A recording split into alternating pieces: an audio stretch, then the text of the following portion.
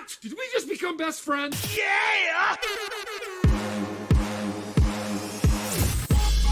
One is a t-shirt queen, and the other is an SEO and web developing ninja. And both of these squirrels are a little nuts. You're now listening to the More Gooder Ideas podcast, a show for the small business hustlers worldwide, encouraging you to be your most authentic self. This is the place where your whole story matters. Come for the tips and stay for the fun. Now, your hosts, Angie Patterson and Jay Smith.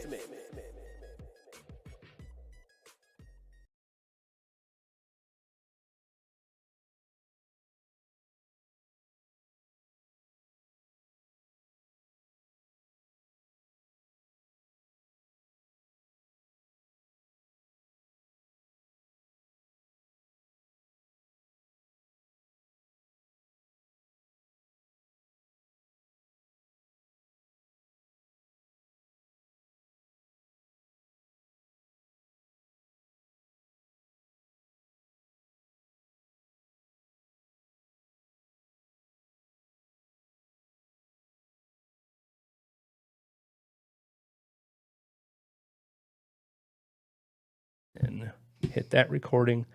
Okay, so we're recording. Let me close that out and put it on us, and welcome. We're ready to roll. So this is episode 10. Okay. I don't speak Spanish. Okay. I mean, I only speak know. Spanish when I'm around native speakers and I'm drinking. Oh. So if I go on vacation to Mexico, something like that, and I've had some, and I'm around people who are just constantly speaking it, I pick it right back up. Because when I was a kid, I was pretty fluent. Yeah, because I grew up in Southern California, so it's kind of a thing. You know, you hear Spanish is like 1 hour a week in schools until you get to high school, which is pretty meaningless. You're not going to learn anything. Learn more from Sesame Street, to be honest. Yeah. But in California, I think from second or third grade on, I had it every day of the week. It was a full class. Wow. And that was all the way through high school. And I took, at U of L, I think 3 semesters of it. That's awesome. Yeah. So, yeah, I can usually pick it back up pretty decent, but it's like anything else. You know, I say that a lot about computer programming and coding and all that. Like, you got to be exposed as a kid. So, fortunately, these days, kids are native digital, so they are born with a computer in their hands, so they are exposed to it at an early age. So it's not quite as difficult to pick up. So what are we digging into? I'm supposed to ask you about the spider that lives in your truck now. I forgot all You about that. reminded me. I forgot. Oh, I didn't forget. Yeah, we're off schedule on filming. I forgot all about the spider. So I just got my truck back. It was in an accident like 8 weeks ago. And like the day after I get it back, I get in my truck to drive to the office, and of course it's all a blur now, but as soon as I do something or set something down, there is a humongous spider just sitting there on my hand. Hello. Yeah, just looking at me like, what, dude? Like, I've been living here for weeks. Who are you? Why are you in my house? So I do what one does. I flip out and I fling him, and somehow he goes right from my hand onto my steering wheel. So then I just open the door and I get out and I just like get my breath. And you call an Uber. Set the truck on fire and put the house up for sale.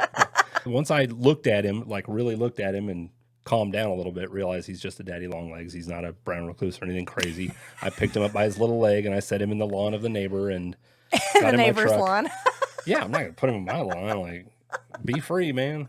Go spider away, but go away. So, and now, of course, I get in my truck and I'm like a little more aware, doing that thing where you look in the back seat as if there's some spider kidnappers who are just like Waiting for you. He got Frank, but we're getting this son of a bitch. Like, we'll just bide our time, right? I'm glad you survived. I've been real worried about you since then. So like, radio darkness for a few days. Like I just have to unpack some things. So what else are we talking about? I did want to address our one comment on YouTube. Oh yeah. So we finally got our first YouTube comment. And it was, and we so the last short I posted had like, was it 1,200 1,200 views. And which is a lot for us. Yeah. I mean, yeah, we're just starting out, and this is our eighth episode about New Jack City and the Cash Money Brothers. And I posted one of the shorts about, I can't remember which it was. I think it was the marketing genius of Nino Brown or something like that. And this one person, not a subscriber, I can't remember their username, but they gave us some feedback. It was, you suck. So thank you so much for that uber helpful analysis of our small business stylings. Thanks for tearing down something that we were really proud of. Right. That we enjoyed ourselves making. Hey, we're getting somebody's attention. If I caused or you caused enough of a reaction in someone that they were like, you know what, I need to actually put my feelings down in text format. I can't just let this one go by.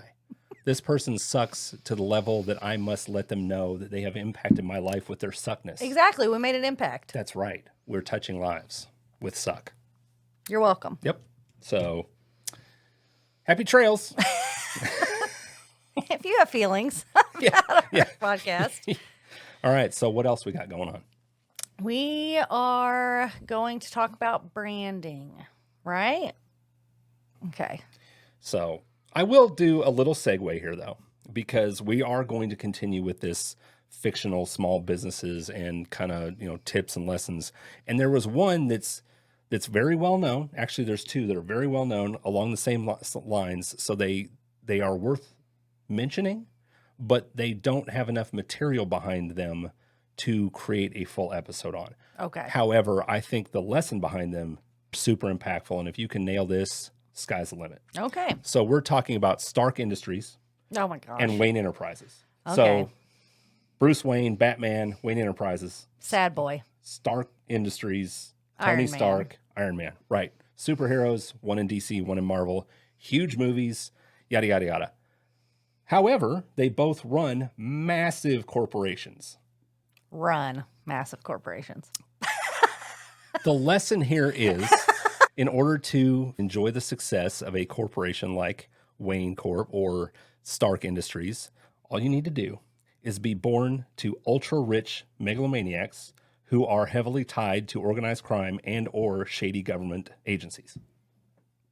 If you can nail that, sky's the limit. Okay, that's why I was wondering where you're going, because I'm like, they both just kind of got their businesses, not that they didn't maybe elevate them or bring something to the But table. if you can just nail down getting born into the richest family in the city, if not the world. Maybe somebody tragically kills your parents. You know how many t-shirts you could rock if you had like Jarvis helping you design t-shirts? That's what I'm saying. Yeah. Okay, so that was it. That was our episode on how to succeed by taking cues from Batman and Iron Man. Sorry, Tony. Is it time to bust out? That's right. I figured out the sound effects. You're all in deep, deep trouble. I love sound effects so much. We are not, I'm saying it right here for posterity, we are not going to abuse the sound effect board. Okay. Now I'm done. Let's actually get started with the actual episode. Okay, I'm not prepared. I am. Well, so I think giving the backstory on where this came from will help. Yes. So we have our first super fan, Yay! We Cassidy love Thomas. you. Yes, she is. She lives, breathes everything we do and say. She doesn't do anything without first consulting the sage wisdom in the More Gooder Ideas podcast. I love her so much. Right. I hope she's okay out there. Of course, I'm joking. However, she has listened to every episode and has given me very valuable feedback. She's significantly younger than us, so she's just kind of starting off in her career, right? And we were out to dinner a few weeks ago, and she's like, it's great that you all are entrepreneurs and running your own small business, but do you have guidance or tips that you can give those of us who don't want to necessarily be an entrepreneur? They want to succeed and elevate themselves in a career.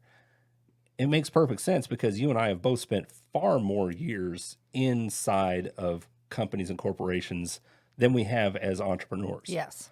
And really, when you get down to it, marketing yourself is just as important as marketing a small business. Yes. If you're going to take that career track, because it's only on you to maximize your earning potential when you're working for employers. Like, you'll have very, very good companies that are heavily invested in bringing you along and raising you up, or immediate supervisors who take a kind of a mentor type outlook on you. But for the most part, you're just in a sea of other people, and you have to figure out what are the ways that I can rise above the crowd or elevate my skills to the point where I can go find a better opportunity if this one isn't it. Yes. So, do you have anything right off the top for that? Well, my initial thought when we first started talking about it was it can be tricky, because when you're in a workplace versus working for yourself, there are some parameters, right? You don't necessarily want to be known in the corporate world as the person that makes inappropriate jokes, or the person who wears silly hats, whereas that might be... You're looking right at me when you say, what the hell? Somebody who only wears hats with their initials on them. That works fine in your personal life or your small business where you are the brand, but you do have to toe some of those lines when you're in the corporate world, because you don't want to get yourself in trouble, to be frank. Sure. You don't want to be the person who's, not professional, or, you're going to get called into the HR office. Right. So that was kind of my initial thought, was you have to find, my favorite word, a balance of being authentic to yourself, but also kind of knowing where that line is as far as bringing your personality to the table. Sure.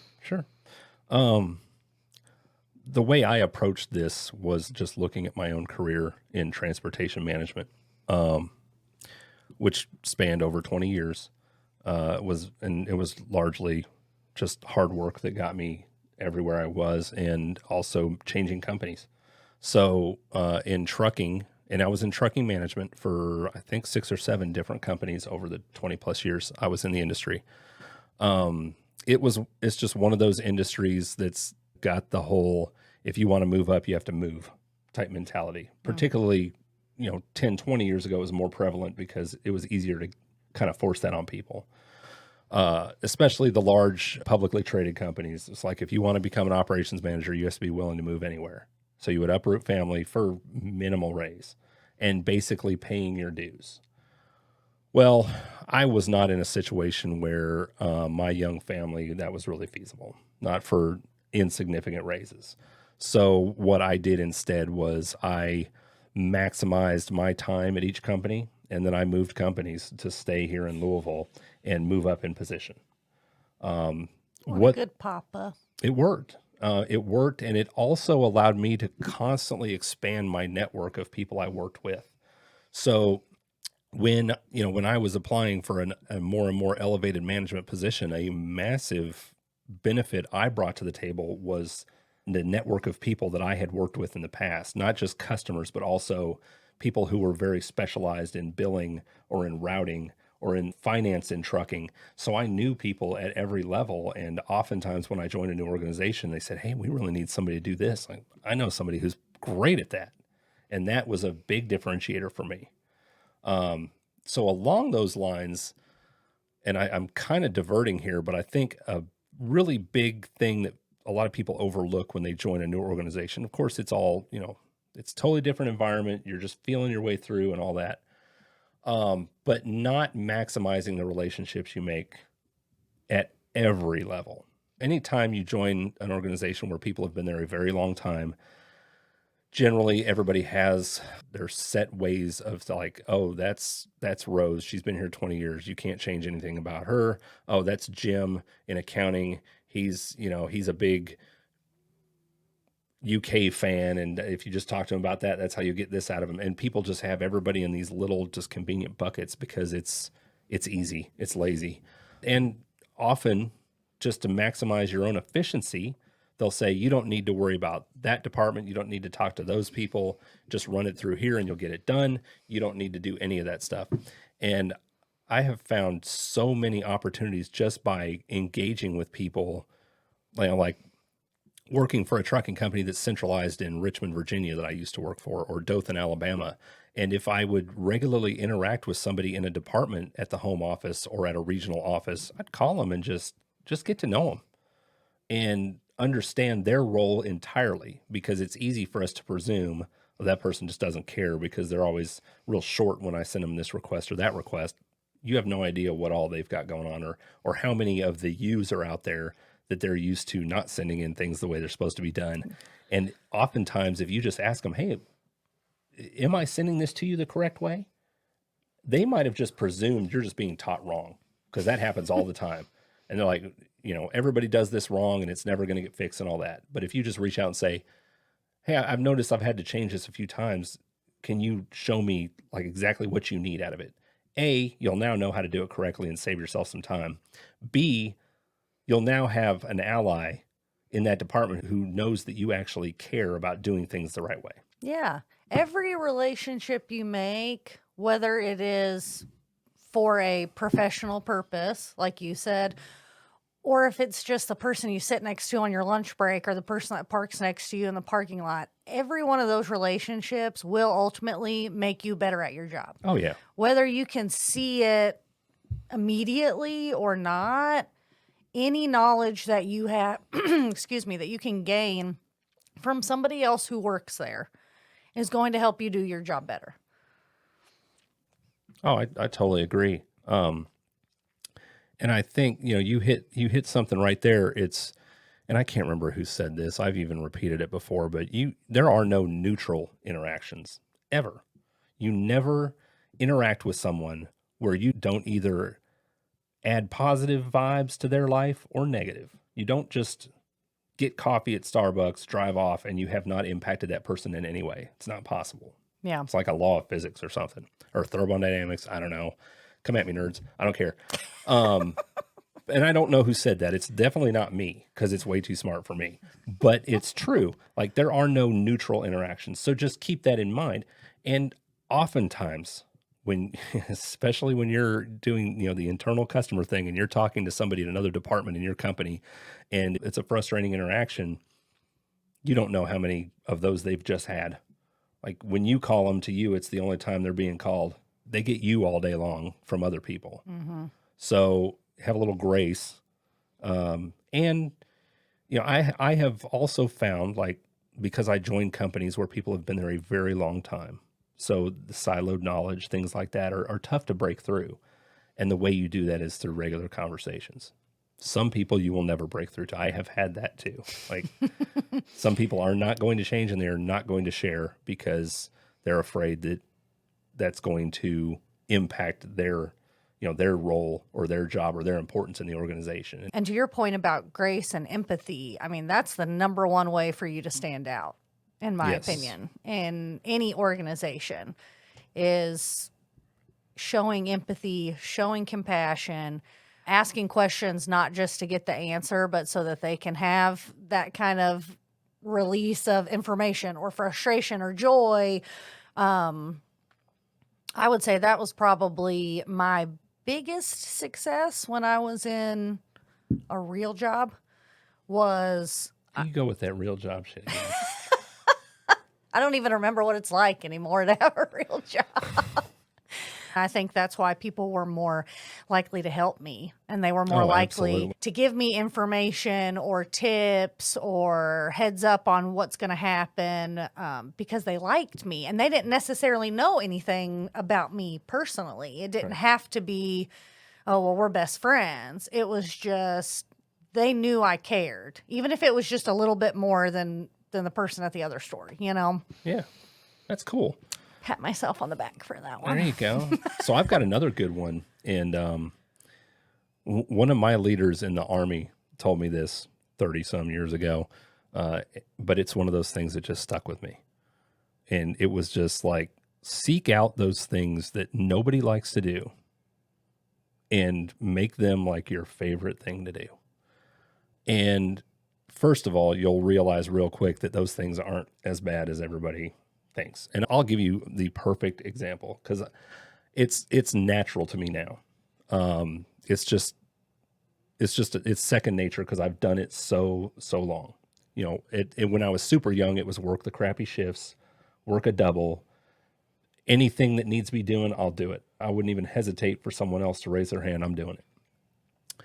And more recently, several months ago, I had a part-time job at Costco because I needed the health insurance, and that was a fantastic place to work. That company really knows how to do it right as far as taking care of people. Sponsor us, Costco. Brought to you by, no, it's not brought to you by Costco.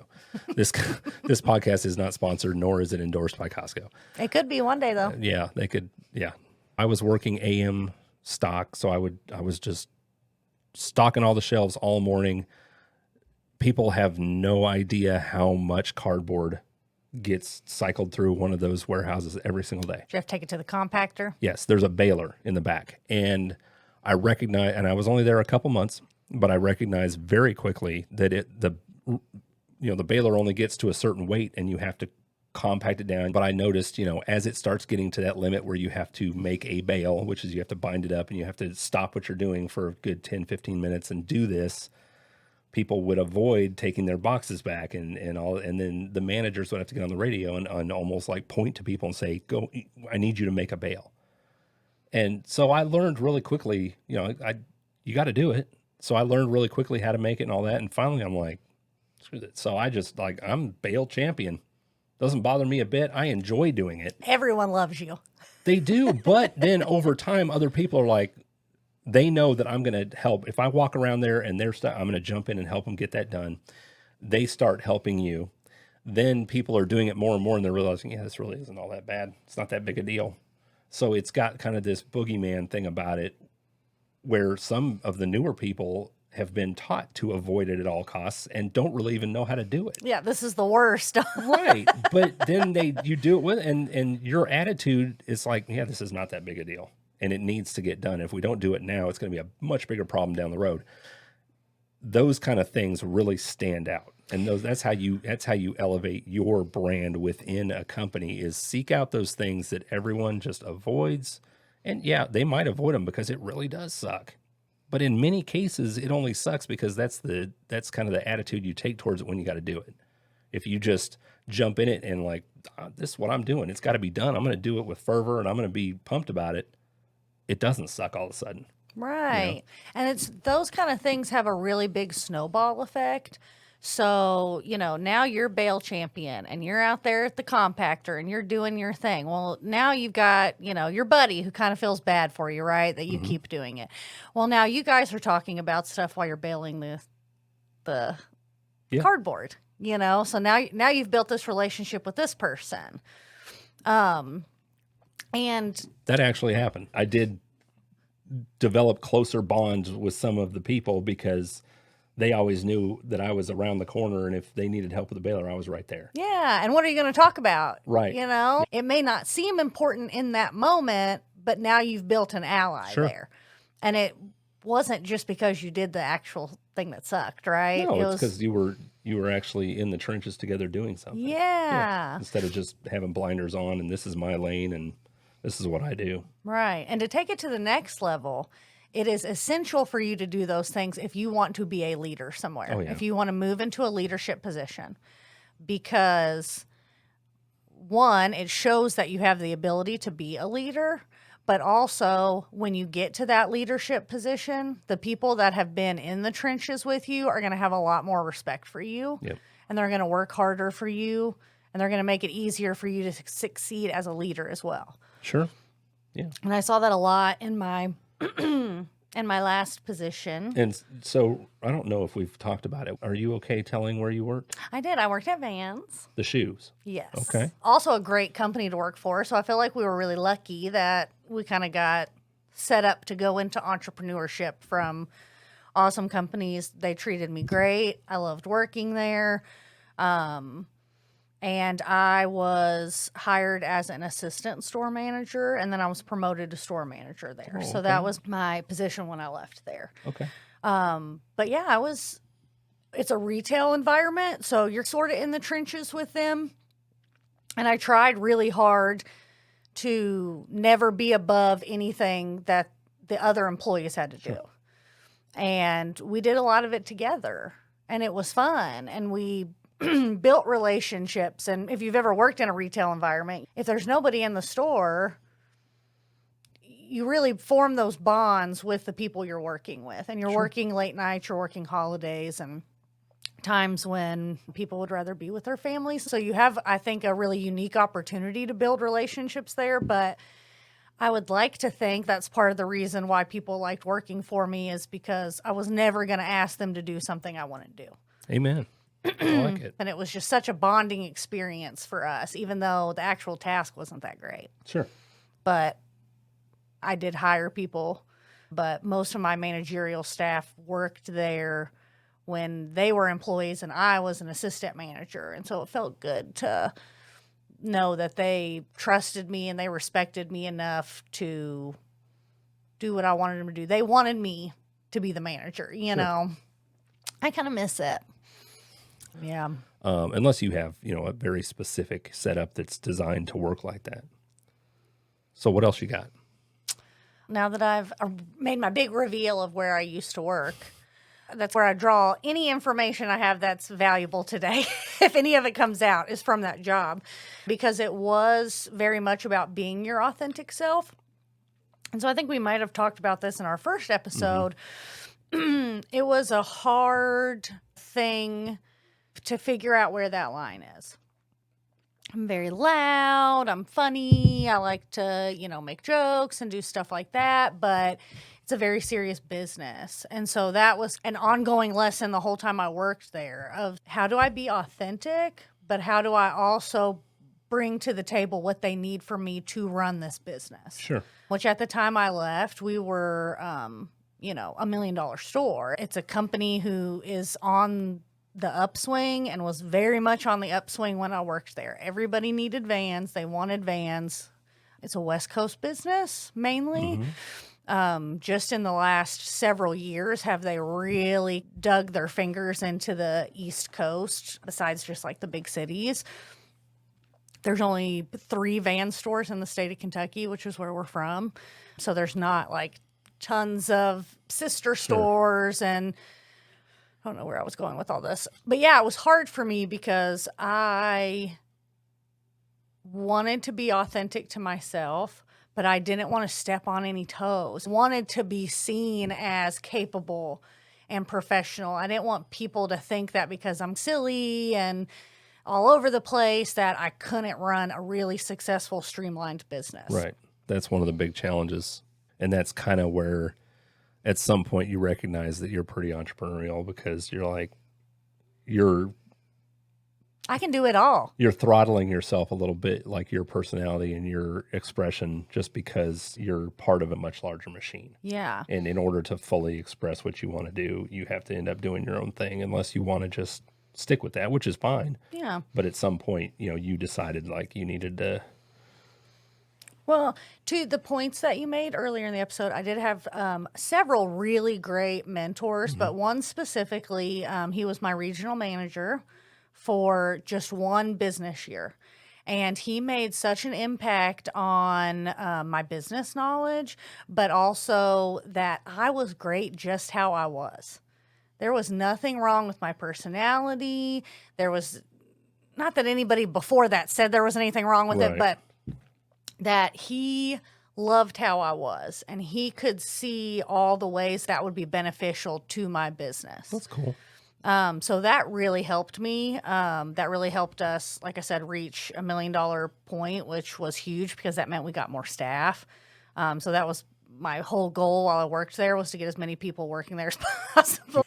All right. So I've got another one, and I don't remember where I ever heard this little saying either. I know it's in a book I read, but it's making use of sawdust. And kind of the analogy is like when you're woodworking or you're making something, there's a lot of sawdust. And the general wisdom is to just vacuum it up and throw it away. It's garbage. But you can actually make use of that stuff. So that is the cast off of the process. In the day-to-day process, you're making or creating something, whether that's data-driven or whether that's product-driven. And there are things that are cast off that are not used or thrown away or wasted. An example is wood pallets. You are constantly reusing pallets and loading them in and out with forklifts. They get busted up. And you end up with this massive pile of just junky pallets that you eventually have to send people out there to spend a couple hours cleaning up and busting up and throwing the wood away. And then you've got rusty nails all over the parking lot. And then I found out because a guy, because you see these pickup trucks driving down the road that have tons of pallets on them. Like, what is going on with that? They're recycling them. So there are pallet companies in the area that pay recyclers to go around and bring them junky pallets that they can rebuild and resell. So it costs nothing to get a hold of one of these guys and say, hey, why don't you come through here once a week and take all these pallets? Now, of course, you have to police it because some of them will only take the good stuff and leave you a pile of garbage. And it's like, well, that's not really benefiting me because I still have a pile of junk to deal with. And if it's good enough, we were going to reuse it. So then you get kind of in a tug of war of like, they're trying to take all your good pallets too. Yeah, kind of thing. I'm sure larger companies have programs in place to handle paper recycling, pallets, things like that. But the overall point is in your process, there is data that's being generated that no one does anything with or uses. That if you just like kind of set it on the table and look at it for what it's worth, like we could do something with this that will actually impact the business. And that's how you really stand out, is innovating. Rising to the top. Yeah, that's 100%. a very quick way to rise to the top. Hey, what's up? Sorry for the abrupt end to the episode. We ended up recording for over an hour, and there's still a lot of value in the conversation Angie and I are having regarding leveling up your career and marketing yourself. So I'm going to just cut it right here and then edit the second part for a two-parter. But I wanted to at least say something rather than just abruptly pulling the ripcord and leaving you wondering what the hell just happened. So next week we will wrap up You Incorporated, and we'll see you then. Thanks for checking out this episode of the More Gooder Podcast.